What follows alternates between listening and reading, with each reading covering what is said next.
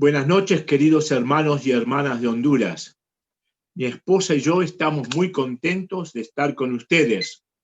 Vamos a abrir la palabra del Señor en Primera de Reyes, capítulo 22, y comenzamos nuestra lectura en el verso 2. Primera de Reyes, capítulo 22, comenzando en el verso 2. Dice así: Aconteció al tercer año que Josafat, rey de Judá, descendió a visitar al rey de Israel. Y el rey de Israel dijo a sus siervos: ¿No sabéis que Ramot de Galaad es nuestra y nosotros no hemos hecho nada para tomarla de mano del rey de Siria?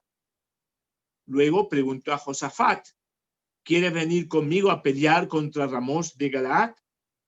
Yo soy como tú, mi pueblo como tu pueblo, y mis caballos como tus caballos. Respondió Josafat al rey de Israel. Dijo luego Josafat al rey de Israel: Yo te ruego que consultes hoy la palabra de Jehová. Entonces el rey de Israel reunió a los profetas, unos 400 hombres, a los cuales dijo: ¿Debo ir a la guerra contra Ramot de Galaad o debo renunciar a ella? Sube, porque Jehová la entregará en manos del rey, le respondieron ellos. Dijo Josafat: ¿Hay aquí algún otro profeta de Jehová por medio del cual podamos consultar? El rey de Israel respondió a Josafat: Aún hay un varón por el cual podríamos consultar a Jehová, Micaías, hijo de Inla, pero yo le aborrezco, porque nunca me profetiza el bien, sino solamente el mal.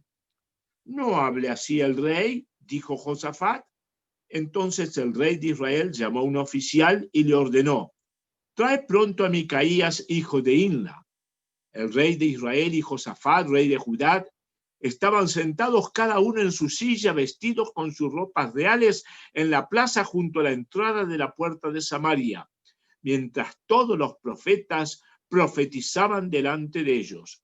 Sedequías, hijo de Kenaana, se había hecho unos cuernos de hierro y gritaba: Así ha dicho Jehová, con estos cornearás a los sirios hasta acabarlos. Todos los profetas profetizaban de la misma manera y decían: Sube a Ramot de Galaad y serás prosperado, porque Jehová la entregará en manos del rey. El mensajero que había ido a llamar a Micaías le dijo: Mira, que las palabras de los profetas a una sola voz anuncian al rey cosas buenas, que tu palabra sea ahora como la palabra de alguno de ellos y anuncia tú también buen éxito. Micaías respondió: Vive Jehová, que lo que Jehová me hable, eso diré. Llegó pues ante el rey y el rey le dijo: Micaías, ¿iremos a pelear contra Ramot de Galaad o renunciaremos a ella? Y él le respondió: Sube y serás prosperado. Jehová la entregará en manos del rey. El rey le dijo: ¿Hasta cuántas veces he de exigirte que no me digas sino la verdad en nombre de Jehová?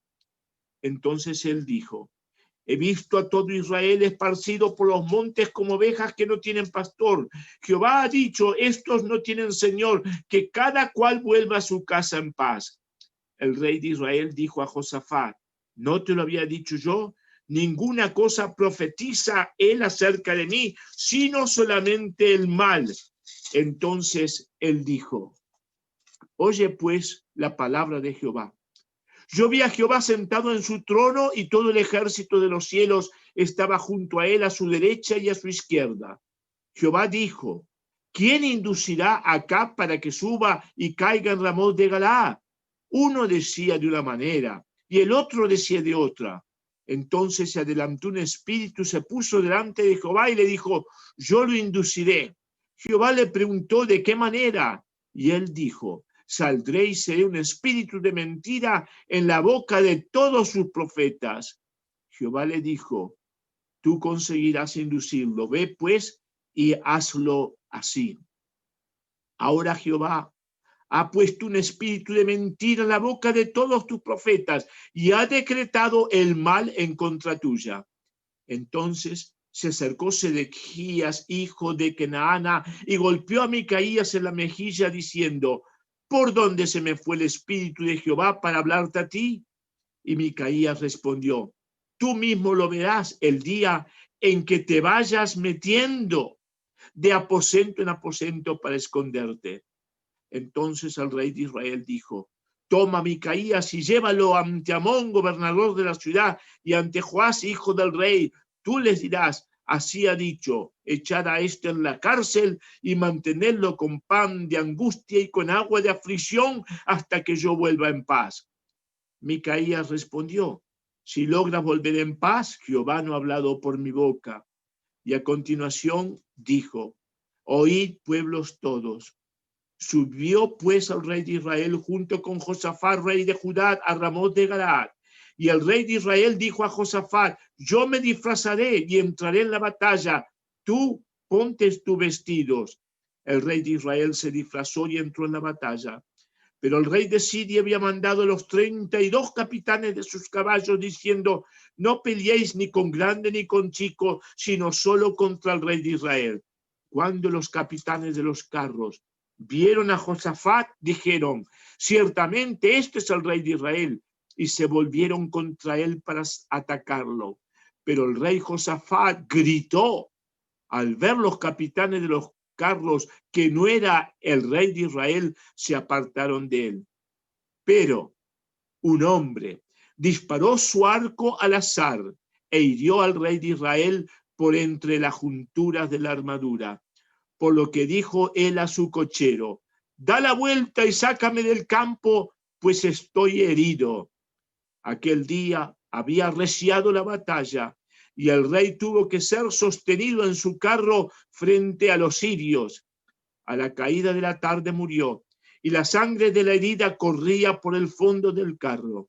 A la puesta del sol corrió un pregón por el campamento que decía: cada uno a su ciudad y cada cual a su tierra. El rey ha muerto. Entonces el rey fue traído a Samaria y lo sepultaron allí. Lavaron el carro en el estanque de Samaria y los perros lamían su sangre. Oremos.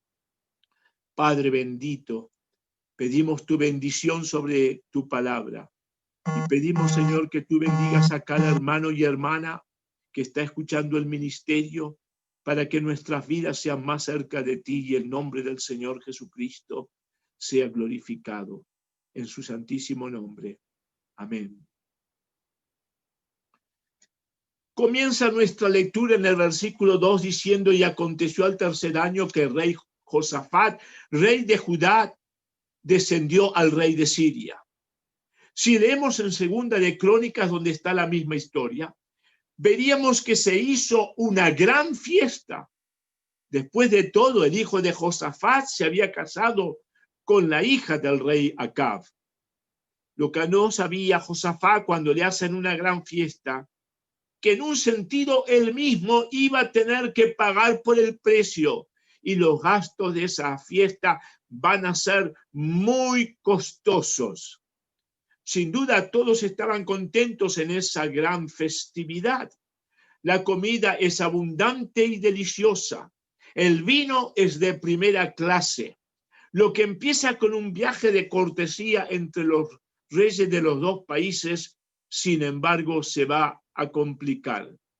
En el versículo 3 leemos: y el rey de Israel dijo a sus siervos: ¿no sabéis que es nuestra Ramot de Galaad? Y nosotros callamos en orden a tomarla de manos del rey de Siria. Me imagino que los invitados, seguramente gente de la nobleza y altos mandos militares, saben que al rey no se le puede contradecir y le dicen: por supuesto que es nuestra. Entonces leemos en el verso 4 que el rey de Siria, el rey de Israel, Acab, le dice a Josafat: ¿quieres venir conmigo a pelear contra Ramot de Galaad? La pregunta probablemente toma a Josafat desprevenido, pero ahí están todos esos príncipes y esos capitanes y esos generales. Es un ambiente de alegría. Todos están contentos debido a las copas de vinos de más que se han tomado. Y esa pregunta, decíamos, lo toma a Josafat desprevenido. Los ojos de todos en la fiesta se ponen sobre él. Y en el versículo 4, Josafat responde al rey: como yo, así tú, y como mi pueblo, tu pueblo, y como mis caballos, tus caballos. Nosotros diríamos hoy: yo soy como tú, tu pueblo es como mi pueblo, y tus caballos como mis caballos. Me imagino que el rey Acab tiene ahora una sonrisa demostrando su éxito.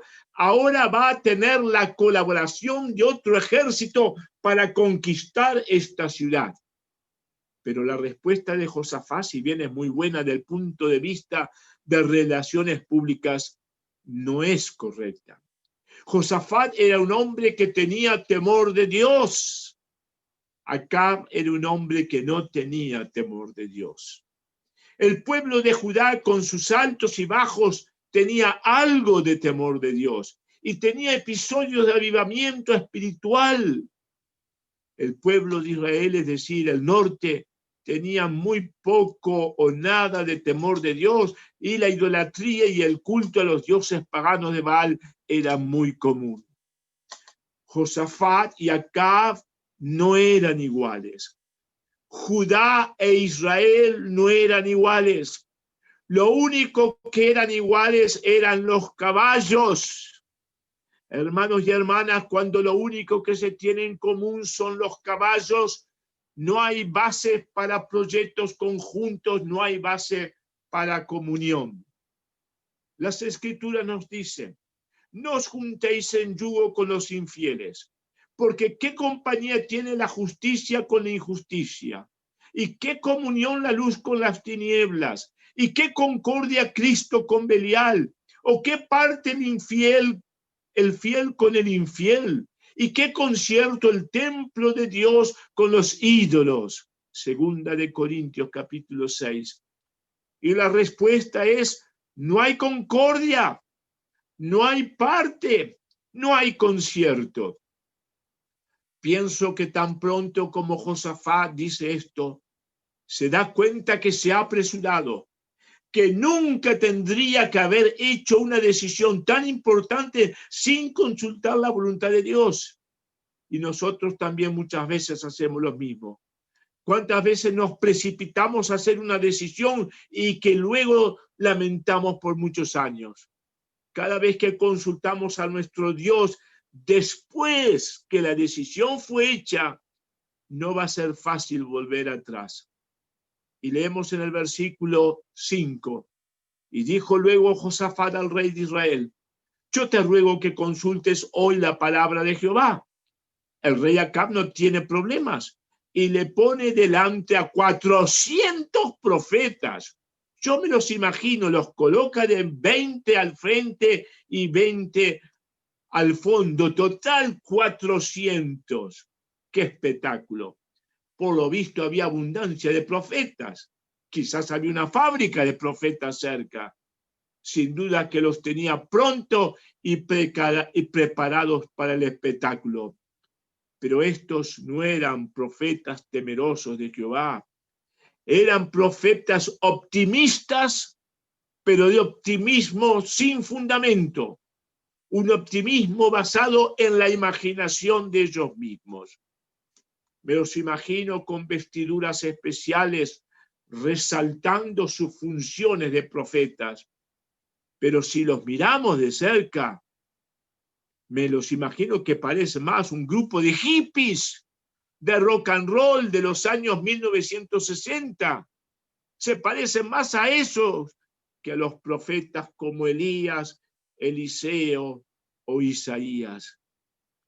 Y con todo formulismo el rey Acab les hace a los profetas la pregunta: ¿iré a la guerra contra Ramós de Galaad? Y la respuesta de ellos es: sube, porque el Señor la entregará en manos del rey. Todos dicen lo mismo, todos son optimistas, todos quieren quedar bien parados con el rey Acab. Lo dicen los 400 al mismo tiempo. Ya se habían preparado para decir con tono de voz enérgico y determinado la respuesta Parecía el coro de los niños cantores de Viena, todos exactamente una voz diciendo lo mismo. Pero Josafat, que tiene buen olfato, huele que hay algo que no está bien y pregunta: ¿hay aún aquí algún profeta de Jehová por el cual consultemos? ¿Qué pregunta? Me imagino que el rey acá dice: pero les di 400, es más que suficiente. Y el rey responde, el rey de Israel respondió a Josafat: aún hay aquí un varón por el cual podríamos consultar a Jehová, Micaías, hijo de Inla, mas yo le aborrezco porque nunca me profetiza bien, sino solamente mal. Aquí acá dice lo que siente: yo le aborrezco, no me gusta, lo odio, no tengo simpatía. Qué triste cuando escuchamos palabras tan negativas sobre un hombre de Dios. El problema no estaba en Micaías, el problema estaba en Acab. Micaías siempre daba mensajes negativos porque a un hombre desobediente a Dios no lo va a bendecir. Y Josafat convence al rey que traigan al profeta Micaías. Mientras tanto, el principal de los profetas yo le llamo del optimismo sin fundamento, se van preparando y Sedequías se pone unos cuernos de hierro probablemente en la cabeza y dice: con esto vas a cornear a los sirios hasta acabarlos. ¿Cómo se reía la gente? Me imagino que está haciendo algo parecido a una corrida de toros, pero en broma. Quizás hasta se consiguió a otro que hiciera el papel de torero, aunque por supuesto en aquella época no había corridas de toros como nosotros las conocemos. ¿Cómo se reía la gente? ¡Qué gracioso que era Sedequías! La gente aplaudía, la gente gritaba: ¡viva Sedequías! Y este seguía haciendo el espectáculo del circo. Me imagino que quizás se consiguió a otro de sus amigos para simular al rey de Siria y él simulaba que lo pinchaba con los cuernos. Realmente un espectáculo muy gracioso. Pero era todo falso, todo imaginado. No era la realidad. Una tremenda derrota en vez de victoria. Muchos muertos en Israel en vez de Siria. El ejército iba a huir despavorido. Hermanos, vivimos en tiempos donde abundan predicaciones optimistas. Tenemos el llamado evangelio de la prosperidad, sin duda que produce prosperidad en el bolsillo de algunos, pero no la prosperidad espiritual que habla el apóstol Pedro cuando dice: antes creced en la gracia y en el conocimiento de nuestro Señor Jesucristo. Primera de Pedro, capítulo 3. Bueno, van a buscar al profeta Micaías, quizás está en la cárcel. El versículo 13 nos dice: y el mensajero que había ido a llamar a Micaías hablóle diciendo: he aquí las palabras de los profetas a una boca anuncian al rey bien. Sea ahora tu palabra conforme a la palabra de alguno de ellos y anuncia bien. Este es un versículo para marcar con un lápiz de color rojo. Noten, el mensajero le dice al hombre de Dios qué es lo que tiene que decir. ¡Qué desparpajo! ¡Qué insolencia! ¡Qué desvergüenza! Que el mensajero le diga al profeta de Dios qué es lo que tiene que decir. Esto demuestra el bajo nivel espiritual de la nación. Qué falta de temor reverencial. Obviamente este mensajero no creía íntimamente que Micaías era un profeta de Dios. Y la respuesta de Micaías es: vive Jehová, que lo que Jehová me hablare, eso diré. ¡Qué integridad! ¡Qué responsabilidad!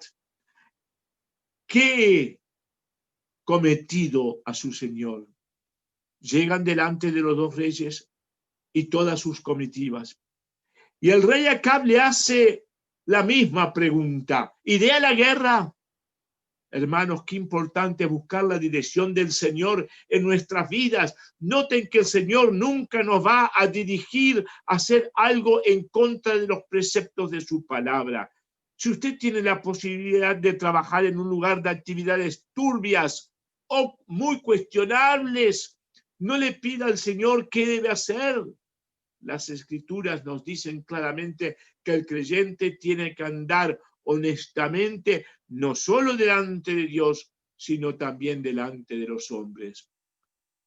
La respuesta de Micaías es prácticamente idéntica a la de los falsos profetas. La única diferencia es el tono de su voz. Y el rey se da cuenta de inmediato que la respuesta real es realmente contraria. Entonces el rey se enoja y le dice a Josafat: yo te dije que me iba a profetizar mal.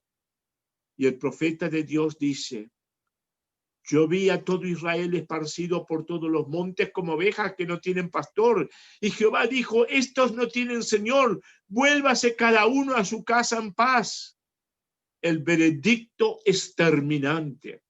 Sí, si van a la guerra, van a fracasar. Me imagino a Josafat. Se da cuenta que ha cometido un error muy grave en comprometerse a ir a la guerra. Nuevamente nos acordamos de ese versículo: no os juntéis en yugo con los infieles, porque qué compañerismo tiene la justicia con la injusticia, y qué comunión la luz con las tinieblas, y qué concordia Cristo con Belial, o qué parte el creyente con el incrédulo. En los siguientes versos se da una especie de alegoría. El profeta Micaías dice: yo vi a Jehová sentado en su trono, y todo el ejército de los cielos estaba junto a él, a su diestra y a su siniestra. Y Jehová dijo: ¿quién inducirá acá para que suba y caiga en Ramón de Galaad? Y uno decía de una manera y otro decía de otra manera. Y salió un espíritu y púsose delante de Jehová y dijo: yo le induciré. Y Jehová le dijo: ¿de qué manera? Y él dijo: yo saldré y seré un espíritu de mentira en boca de todos sus profetas. Y él dijo: inducirlo has, y aún lo conseguirás. Ve pues y hazlo así. Y ahora he aquí: Jehová ha puesto espíritu de mentira en la boca de todos estos tus profetas, y Jehová ha decretado el mal acerca de ti. Noten que esos 400 profetas de los hippies nunca son llamados profetas de Jehová. Acá específicamente dice: y ahora aquí Jehová ha puesto espíritu de mentira en la boca de todos estos tus profetas, no los profetas del Señor. Decíamos que es una alegoría en que el trono del eterno Dios se presenta de una manera similar a una corte real oriental. Por supuesto que Dios no necesita preguntarle a nadie qué es lo que hay que hacer, pero esta es la descripción como era la costumbre en las cortes, que el rey pidiera el consejo de sus nobles y de sus militares. Y la frase "ve pues y hazlo así" se puede interpretar: yo no voy a impedir que tú lo tientes, ni le voy a dar la gracia para que puedan resistir la tentación. Por lo tanto, puedes estar seguro de tu éxito. Palabras muy solemnes. La idea aquí es muy similar a lo expresado en 2 de Tesalonicenses capítulo 2, donde leemos en referencia al anticristo, aquel inicuo, cuyo advenimiento es según operación de Satanás, con gran potencia y señales y milagros mentirosos, y con todo engaño de iniquidad en los que perecen, por cuanto no recibieron el amor de la verdad para ser salvos. Por tanto, pues, les envíe Dios operación de error para que crean a la mentira. Noten estas palabras tan solemnes. Por tanto, pues, les envía Dios Operación de error para que crean a la mentira. El verso 24 nos enseña que Sedequías hirió a Micaías en la mejilla diciendo: ¿por dónde se fue de mí el espíritu de Jehová para hablarte a ti? Qué triste cuando el hombre no reconoce que no tiene el espíritu del Señor. Sedequías tenía el espíritu del optimismo sin fundamento. Tenía poder para poder maltratar al hombre de Dios en público, pero no tenía el espíritu de Dios. Y lo peor del caso es que él no lo sabía. El rey Acab dice entonces: toma a Micaías y vuélvelo a Amón. Así ha dicho el rey: echa a este de la cárcel, mantenerlo con pan de angustia, con agua de aflicción, hasta que yo vuelva en paz. El término vuélvelo a Amón sugiere que Micaías ya estaba en la cárcel. Josafat se calla la boca y no defiende al profeta de Dios. Noten, hermanos y hermanas, la secuencia. Todo empezó con una visita, siguió con una fiesta, siguió con una mala decisión en un asunto de importancia nacional. Y Josafat se calla la boca. Yo me imagino que esa noche, y quizás muchas noches, Josafat no puede dormir bien. Ve esa escena de Sedequías golpeando sin compasión al profeta fiel de Dios. Micaías es un hombre de integridad. Hemos tratado de hablar sobre este tema, la integridad. Es un hombre que está dispuesto a decir y hacer lo que el Señor le muestra y está dispuesto a sufrir. Esa noche, me imagino que Sedequías con sus amigos se están riendo del pobre profeta.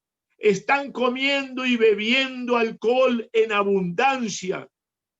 Al mismo tiempo, Micaías está en la cárcel, comiendo el pan de angustias y el agua de aflicción.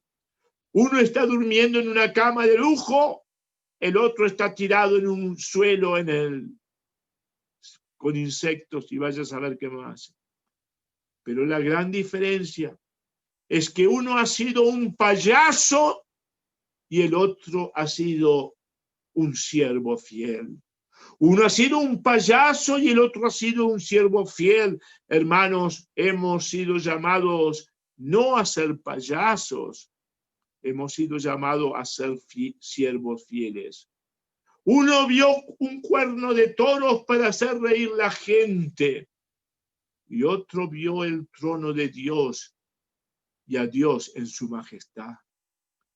Hermanos y hermanas, qué precioso es cuando podemos, en medio de las dificultades, ver al trono de Dios donde está sentado al lado derecho del Padre, su santísimo Hijo, nuestro Señor Jesucristo. Y qué precioso es saber que Él está intercediendo continuamente por nosotros. Sí, en el medio de esta prueba que estamos pasando del coronavirus, el Señor está con nosotros y el Señor está en el trono. Y recordemos una vez más que el que tiene la corona de gloria y honor es el Señor Jesucristo. El virus de corona solo tiene el nombre. Qué fidelidad nos enseña Micaías. Qué temor de Dios. Nos hace acordar las palabras que muchos siglos después pronunciara el apóstol Pablo en 2 de Timoteo capítulo 2. Tú pues sufre trabajos como fiel soldado de Jesucristo. Ninguno que milita se embaraza en los negocios de la vida a fin de agradar a aquel que lo tomó por soldado. Y aún también el que lidia no es coronado, sino lidiare legítimamente. Notemos la espiritualidad y la humildad de Micaías. Él dice: si llegares a volver en paz, Jehová no ha hablado por mí.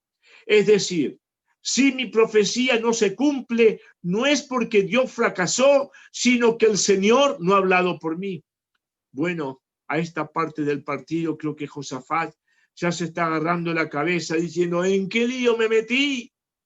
Pero el problema ahora se hace mucho mayor porque en el versículo 30 el rey de Israel le dice a Josafat, yo me disfrazaré, entraré en la batalla y tú vístete tus vestidos. Y el rey de Israel se disfrazó y entró en la batalla. Sin duda que se puso para su protección la mejor armadura que un soberano puede comprar. Cuando se la vendieron es probable que le dijeron, esta armadura es impenetrable. Notemos la perversidad de Acab y la ingenuidad de Josafat. Si fuera yo, le hubiera dicho, si usted se disfraza, yo también me disfrazo. Si usted se pone un disfraz, yo me voy a poner 2 disfraces para que no me reconozcan. Pero Acab ha logrado convencer a Josafat que entre en la batalla, que él entre en la batalla luciendo sus ropas reales a los efectos de poder animar a sus tropas durante el ataque. Y yo me pregunto, ¿quién animaba a las tropas de Israel? Ciertamente no era el rey Acab. Sospecho que los profetas del optimismo lo estaban mirando todo desde muy lejos, quizás por televisión, si hubiera televisión en aquellos tiempos. Leemos en el verso 31. Mas el rey de Siria había mandado a los 32 capitanes de los carros diciendo, no peleéis vosotros ni con grande ni con chico, sino solo contra el rey de Israel. Seguramente los sirios tenían una ventaja militar tan grande que podían planear la batalla de la manera que más les convenía. Como los capitanes de los carros vieron a Josafat y viniéronse a él para pelear con él, mas el rey Josafat dio voces. 32 capitanes de carros tratando de capturar o matar al rey. Pobre Josafat. ¿Se acuerdan que todo empezó con una boda entre su hijo y la hija del rey maligno y su malvada esposa Jezabel? ¿Se acuerdan de la fiesta? ¿Se acuerdan de la invitación? ¿Se acuerdan de los 400 profetas del optimismo? Y yo creo que en este momento Josafat también se acuerda de la profecía del profeta Micaías. Y en Segunda de Crónicas 18, que nos cuenta otros detalles, leemos, y como los capitanes de los carros vieron a Josafat, dijeron, este es el rey de Israel, y cercáronlo para pelear. Me imagino la sonrisa de acá. Todo está saliendo exactamente como yo lo pensaba, dice él. Pero leamos la segunda parte del verso 31 de Segunda de Crónicas. Cercáronlo para pelear, mas Josafat clamó. Josafat clamó y ayudólo Jehová y apartólos Dios de él. Esto para mí es casi un milagro. Josafat clama al Señor. No sabemos lo que dijo, pero como dijimos antes, Josafat era un buen hombre, un creyente en el Dios de Israel, pero muy incauto y con tendencia a buscar malas amistades. Hay amistades que matan. Jóvenes y señoritas, no sean como Josafat. Josafat era un creyente, como diríamos nosotros, bonachón, ingenuo, se creía todo lo que le decían. Muchos cuidados con ciertas amistades que tienen la tendencia a sus amistades a la impiedad. Cuando sus padres o los ancianos de la iglesia le alertan de cierta amistad, tenga cuidado y escuchen. Josafat clamó. Yo no sé lo que dijo Josafat. Quizás empezó a gritar desesperado, yo no soy el que ustedes piensan que soy. Yo no soy el que ustedes piensan que soy. Los italianos creen que él empezó a gritar, mamma mía, ayúdame. Pero notemos cuidadosamente al final del verso. Y ayudólo Jehová y apartólos Dios de él. ¿Cómo lo hizo Dios? No lo sabemos, pero dice que Dios los apartó de él. Qué preciosas las palabras. El ángel del Señor acampa alrededor de los que le temen y los defiende. Salmo 34. Y nosotros tenemos a alguien infinitamente más poderoso que el ángel de Jehová para ayudarnos. tenemos al Señor Jesucristo, quien dijo, he aquí yo estoy con vosotros todos los días hasta el fin del mundo. El versículo 22 nos enseña, viendo pues los capitanes de los carros que no era el rey de Israel, desistieron de acosarlo. Se había salvado.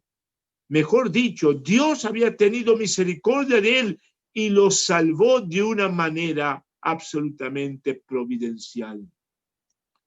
Decíamos que Acab en la distancia se estaba jactando del éxito de su estratagema. Cuando vio los carros rodeando al pobre Josafat, ya pensó que estaba todo de acuerdo a su plan. Quizás piensa con estas ropas comunes y con este carro común, sin escudo, sin emblemas, sin banderas. ¿Quién va a decir quién soy? Y como si esto fuera poco, tengo una armadura a prueba de todo. Pero la Escritura nos dice que a cierta distancia un arquero enemigo prepara su arco. Siente el impulso irresistible de tirar una saeta al espacio. Prepara el arco con toda la fuerza de sus robustos manos. Y cuando está tenso al máximo, suelta la cuerda. Lo que ese arquero no sabe es que Dios va a dirigir esa flecha, que esa saeta que se tira al azar lleva un propósito de juicio inexorable. Muchas veces me he imaginado esa flecha. Comienza a subir, se pierde de vista y luego de alcanzar su altura máxima comienza a bajar. Es como si la saeta tuviera una voluntad propia. Empieza a bajar y de pronto la mitad de la caída se endereza, toma un ángulo oblicuo, empieza a descender y se comporta, como diríamos en nuestros días, como un misil, un cohete dirigido por un sistema computarizado con controles de satélite. La risa de Acab se interrumpe. Una tremenda mueca aparece en su rostro. ¿Qué sucede, mi rey?, dice el cochero. Estoy herido, dice el rey. No puede ser, no hay soldados enemigos por aquí, todos están bastante lejos. Acá comprende que su carro de guerra no puede escaparse del campo de batalla porque la batalla arreció aquel día. Al principio el rey se mantiene en pie y trata de animar sus tropas. Está rodeado por todas partes, trata de parar la hemorragia y no puede. El sol comienza a descender sobre el horizonte. La voz de Acab se va atenuando hasta que un golpe estremece el carro. El rey, todavía con su coraza puesta, ha caído al suelo ensangrentado de ese carro, donde jamás se va a levantar. El versículo 34 nos dice, y murió al ponerse el sol. El disfraz no le sirvió, la coraza no lo protegió, y la profecía se cumplió al pie de la letra. En Primera de Reyes 22 dice, lavaron el carro junto al estanque de Samaria, mientras los perros lamían su sangre, conforme a la palabra que el Señor había hablado. El rey que se había vendido a hacer lo malo y que había derramado la sangre inocente de Nabot y de sus hijos, había sido juzgado. Esto no está en el texto bíblico, pero me lo imagino. Esa noche, luego de la batalla, Josafat no puede dormir. Vienen a su mente las imágenes de la boda real de su hijo, de la fiesta que le hizo Acab, de los 400 sacerdotes paganos optimistas pero equivocados. Piensa en el pobre Micaías arrastrado en forma brutal hacia la cárcel por ser fiel. Y no puede olvidarse de las escenas de muerte en el campo de batalla.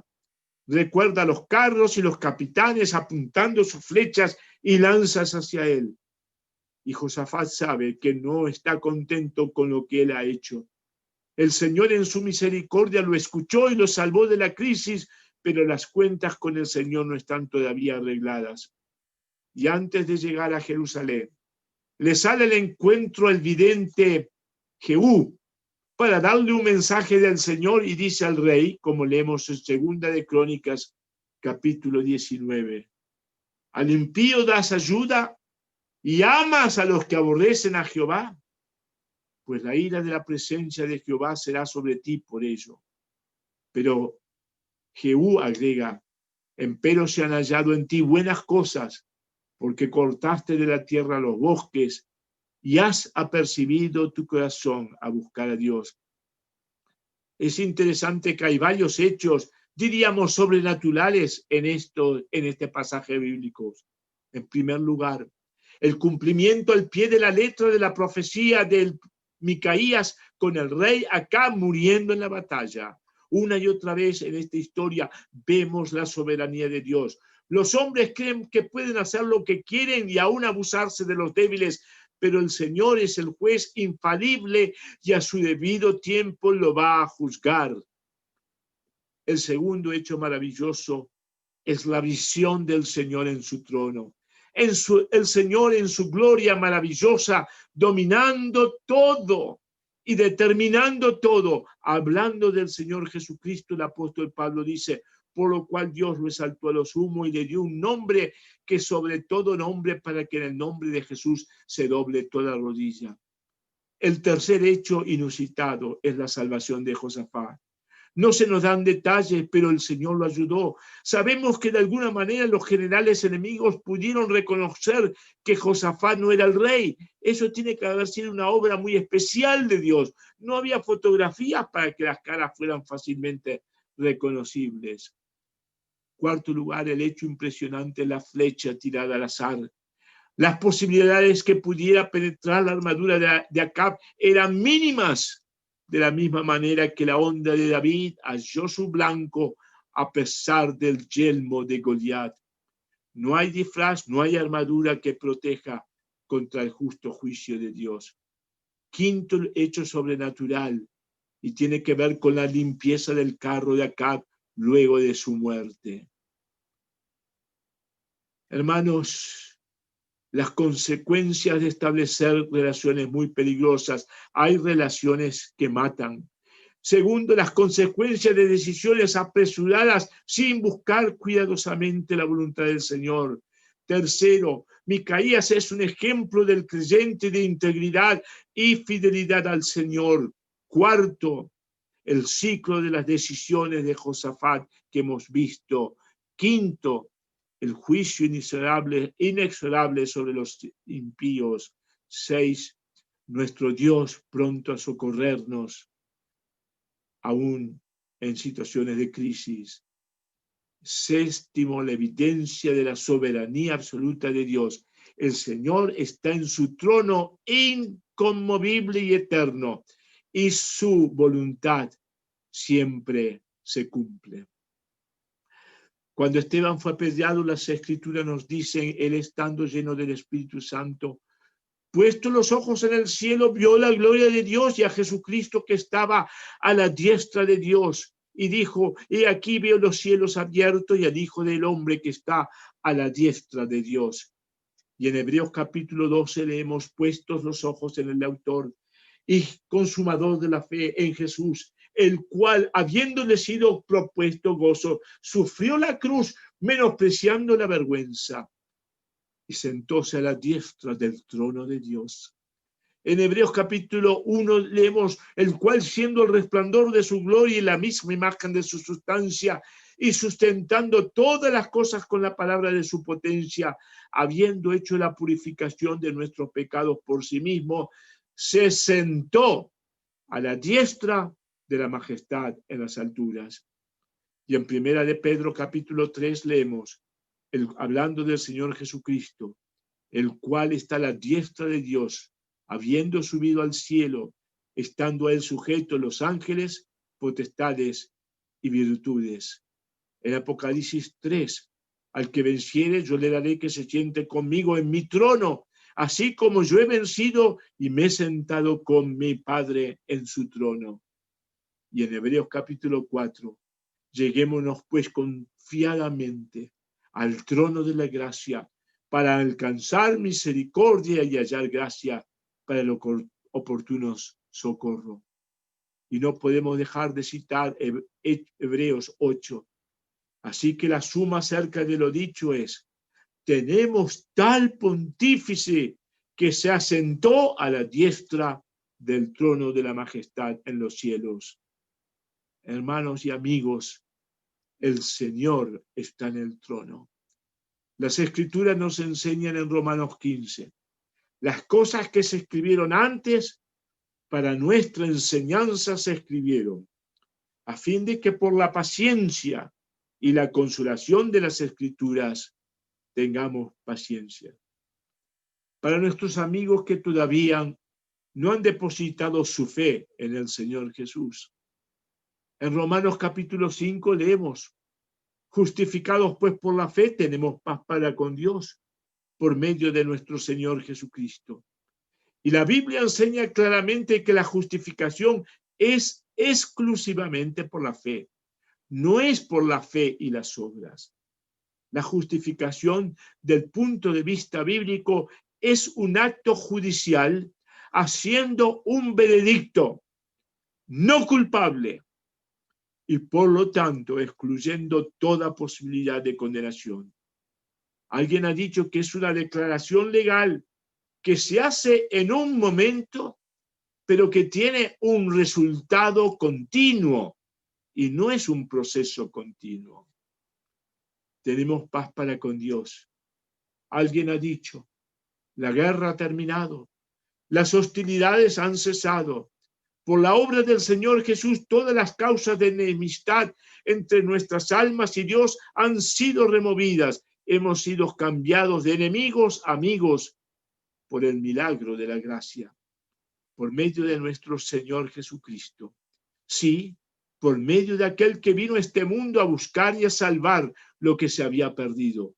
Aquel que vivió una vida santa enseñando todos los preceptos de Dios. Aquel que murió en una cruz en nuestro lugar. Aquel que derramó esa sangre preciosa que es lo único que nos puede limpiar de todos nuestros pecados. Aquel que al tercer día resucitó y hoy está sentado en alta majestad y gloria en el trono al lado del Padre. Las Escrituras nos dicen: todos pecaron y están destituidos de la gloria de Dios. El mensaje de la Biblia es: arrepentíos y creed al Evangelio.